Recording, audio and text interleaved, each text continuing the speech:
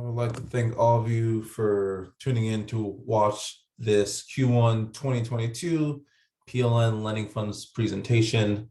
We'll be going over the current market environment, some health and fund performance metrics, and then some housekeeping items. So looking into interest rates, we've been getting a lot of questions about this. Just in general, everyone knows like rates are increasing. When you look at the end of Q1 alone, compared to far right, when you're seeing the end of May, rates across the board are continuing to increase. So on our end, we want to understand how that affects not only just to the funds that you're in, but overall. So we're watching our market, understanding where specific products, say fix and flip or new construction, are getting lent out. And then we want to look at where our underwriting guidelines are at to make sure that we always stay in line. If you were able to attend our Whiskey in Wisdom event a couple of months back, Romney Navarro, CEO of Streamline, talked about how interest rates have truly affected people wanting to purchase a home. So that same home that someone saw maybe 5 to 6 months ago, they're looking at today, they can't afford it, not only just because of values, but also because of what's happening with interest rates on the mortgages they're trying to get. This is important for us primarily because we want our borrowers, when we're looking at supply and demand, we want our borrowers to be creating properties that are affordable. The more affordable they are, the higher likely to be purchased, which takes off our risk in general. So we're always watching that supply demand. We don't want to be in the space doing a whole bunch of luxury because luxury is not going off the market as, say, a fix and flip or a new construction that's a little more affordable. So the way that we mitigate risk on that is we follow our 5 C's on every loan we do for our underwriting. So that's cash, character, credit, collateral, and credentials. So every time we're looking at a loan, we're putting all of those aspects into it. So with that, there's a lot of things that we have to make sure stay the same, and then we have to make sure we are adapting for the future. So market conditions, especially with COVID, are also not just affecting the funds, but they're also affecting the borrowers in different ways. So the borrowers are getting affected by the rates that they're actually getting from their lenders, the cost of materials, being able to complete projects. And then one thing that was a big one for early on in COVID and still throughout the years is the crews. Like if they're not be able to get their crews out there to complete the projects, that's always going to be an issue. We'll get into some draw numbers down the line, which is something we measure to make sure our borrowers are going through the process and still making progress. But overall, this figure is showing from March to March, a whole year of where our originations have gone. You can see that it's been kind of up and down depending on the months. We've had some bigger months where we've had some larger deals go through, some refinances. And then we saw some kind of lower months, primarily because of market shifts, waiting to see what borrowers wanting to do. For us, the best thing is a more gradual rate as we continue to grow. That means our current borrowing base, they're still coming back and wanting to do new projects with us. But then we're also out marketing for that growth to get new qualified borrowers as well. So fund health and performance metrics. We always like to go over these because this is when I was talking about the 5 C's. The 5 C's come into all this. The 5 C's is our primary guidelines that we look at to make sure like all these lines or all our loans that we're producing check out. So most of you know like loan to value, we finished this quarter 70-88. We've always been around that 70% loan to value. So that's 70 cents on the dollar.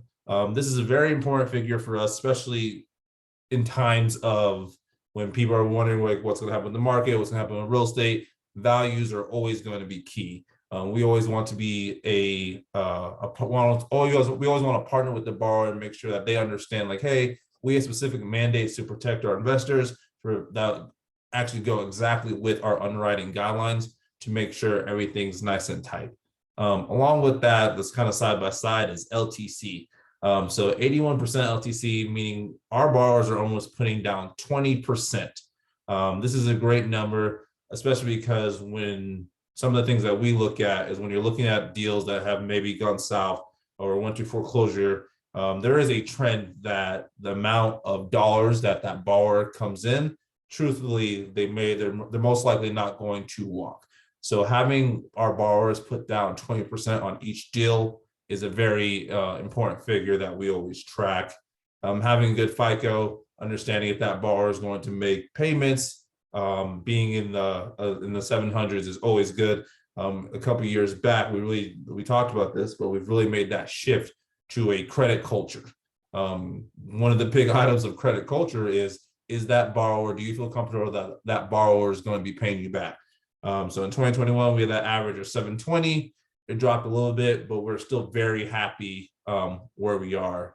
In terms of loan term, about 19 months. This is a number that gets, it increases because of some of the larger deals we have in our portfolio that's keeping that weight. But depending on the project, we're still typically anywhere from 6 to 24 months going through, you'll see in the entire portfolio.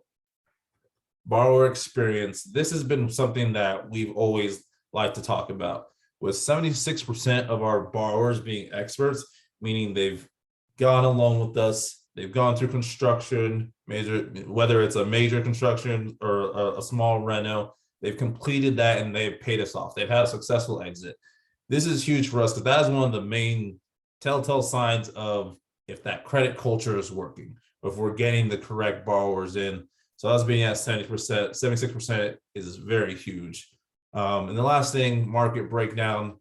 As you'll see, most of our deals will always be in Austin, Dallas, Houston, San Antonio. And then we are branching out to other markets and secondary markets inside of Texas. But you always still see that main core. And one of the reasons for this is we like to lend in our backyard. So when we have deals in Austin, Dallas, Houston, San Antonio, we're able to send our construction control team, our originators, they're actually able to go out and see these properties either before we put the loan out or even during construction. That's just a second kind of quality control that we like to do, which is one thing that I think investors would want to see. There's a lot of different lenders out there that may not go that extra mile, but we really want to make sure that we're able to control all process of this. So this is an extra thing we decide to do. So some more metrics here, and you'll see utilization has picked up in Q1 with that 2021 average being at 75%. You'll see payoffs did increase in Q1 a little bit compared to the average, but I think the big one I want to talk about is this third one, draws. So a little over $4 million in draws in Q1 of 2022, with the average in 2021 being around 2.2. This is a great measurement that we like because we want to see activity. We want to make sure our borrowers are progressing through their projects. And this is a great way of them completing a project and asking for a draw. Then our construction control checking to make sure that the work that they're saying is completed has been completed. So them being able to submit these and retract them, because obviously we fund the dollars, but this is just showing the progress throughout the portfolio. New originations, we had a really good Q1. So a little over 24 million. And then you see that 2021 monthly average around 9 million. So this has been great. That's showing growth. Obviously, that's a big month and we want to be able to kind of keep that steady throughout 2022. But overall, great job on the streamline side. Delinquencies was at 3.45. The 2021 average 2.38.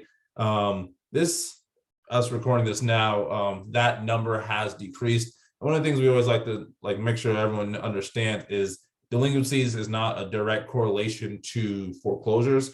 Sometimes, like in this instance, 3.45 is not bad. We always want to be lower, but some of these delinquencies could be at towards the end of the month, a payment being late, or that borrower being ready to close that loan or sell off the property. So that those numbers will go down, and you'll see that in the next reports to come.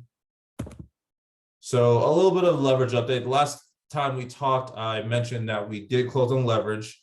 This is the Q1 report. So as of the end of Q1, we did not deploy any leverage. And we have sent out a white paper.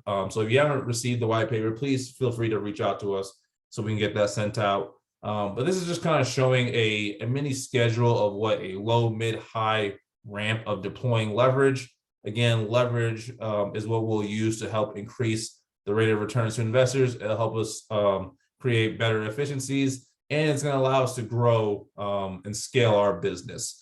So currently right now we're tracking more on that mid-level, so that gold line, and that's kind of a deployment schedule we're looking to go. We'll also be sending additional kind of like white label communication for you guys to give you guys an update on our efforts, and still again like what this means on like, okay, if we deploy this amount of leverage, that correlates to X amount of like a bump up, you know, and just kind of get more of the details of exactly what leverage means, why it kind of took a while to like find the correct partner, and just the importance of it in general.